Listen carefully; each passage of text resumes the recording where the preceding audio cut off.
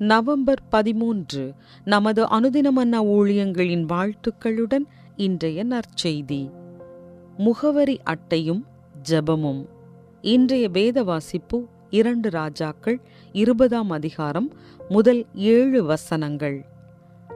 அந்நாட்களில் எசேக்கியா வியாதிப்பட்டு மரணத்துக்கு ஏதுவாயிருந்தான்.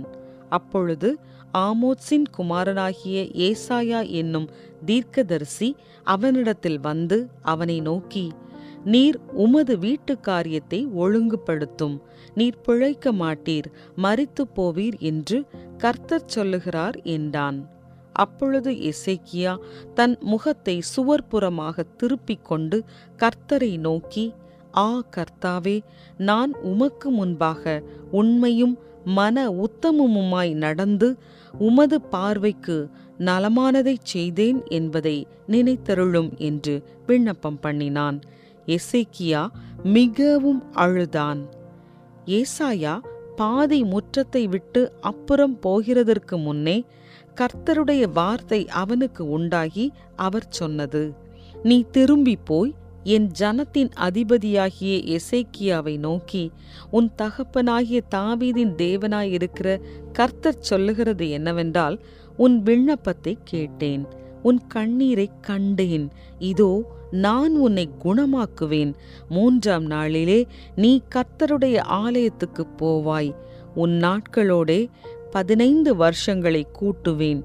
உன்னையும் இந்த நகரத்தையும் அசீரியா ராஜாவின் கைக்கு தப்புவித்து என் நிமித்தமும் என் தாசனாகிய தாவீதின் நிமித்தமும் இந்த நகரத்துக்கு ஆதரவாய் இருப்பேன் என்று சொல் என்றார்.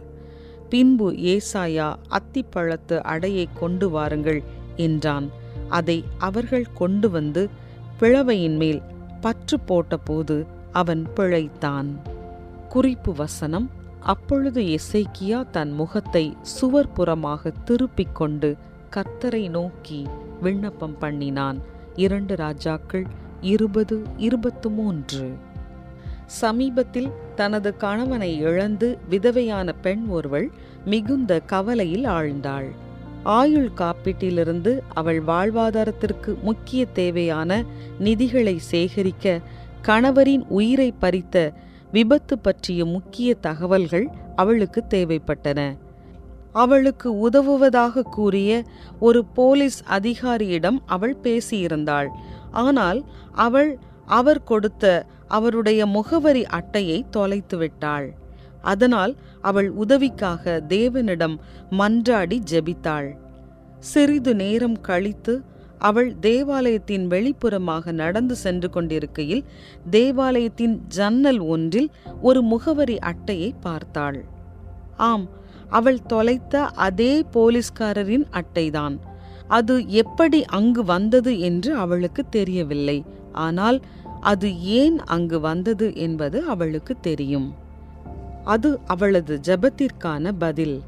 அவள் ஜெபத்தின் வலிமையை உணர்ந்து கொண்டாள். தேவன் நம் விண்ணப்பங்களுக்கு செவி சாய்க்கிறார் என்று வேதம் கூறும்போது நாம் ஏன் ஜெபத்தை தீவிரமாக எடுத்துக்கொள்ளக்கூடாது? பேதுரு சொல்லும்போது கர்த்தருடைய கண்கள் நீதிமான்கள் மேல் நோக்கமாயிருக்கிறது, அவருடைய செவிகள் அவர்கள் வேண்டுதல்களுக்கு கவனமாய் இருக்கிறது என்று கூறுகிறார். ஜெபத்திற்கு தேவன் எவ்வாறு பதிலளித்தார் என்பதற்கு வேதாகமம் பல எடுத்துக்காட்டுகளை தருகிறது. அதில் வியாதிப்பட்ட யூதேயாவின் ராஜாவாகிய எசேக்கியாவும் ஒருவர். அவர் மரித்து விடுவார் என்று ஏசாயா தீர்க்கதரிசியே தீர்க்க தரிசனம் சொல்லிவிட்டார். ஆனால் ராஜாவோ என்ன செய்ய வேண்டும் என்பதை அறிந்திருந்தான். அவன் கர்த்தரை நோக்கி விண்ணப்பம் பண்ணினான். உடனே தேவன் ஏசாயா தீர்க்கதரிசியை நோக்கி, உன் விண்ணப்பத்தை கேட்டேன் என்று அவனிடம் சொல்லும்படிக்கு சொன்னார். எசேக்கியாவுக்கு மேலும் 15 ஆண்டுகள் ஆயுள் கூட்டப்பட்டது. ஜன்னலில் அட்டை தென்பட்டது போல தேவன் எப்போதும் நமக்கு பதிலளிப்பதில்லை. ஆனால் கடினமான சூழ்நிலைகள் எழும்போது அவற்றை நாம் தனியாக எதிர்கொள்ள மாட்டோம் என்று அவர் நமக்கு உறுதியளிக்கிறார். தேவன் நம்மை பார்க்கிறார். அவர் நம்முடன் இருக்கிறார். நம் ஜெபங்களை கேட்கிறார். உங்கள் கவலைகளின் பட்டியலில் முதலிடத்தில் இருப்பது எது? தேவனுடைய வழிகாட்டுதலையும் உதவியையும் பெறுவதற்கு அவற்றை எவ்விதம் தேவனிடத்தில் விண்ணப்பிப்பீர்கள்? அன்பான தகப்பனே, என்னோடு இருந்து என் விண்ணப்பத்திற்கு பதில் கொடுத்ததற்காய் உமக்கு நன்றி.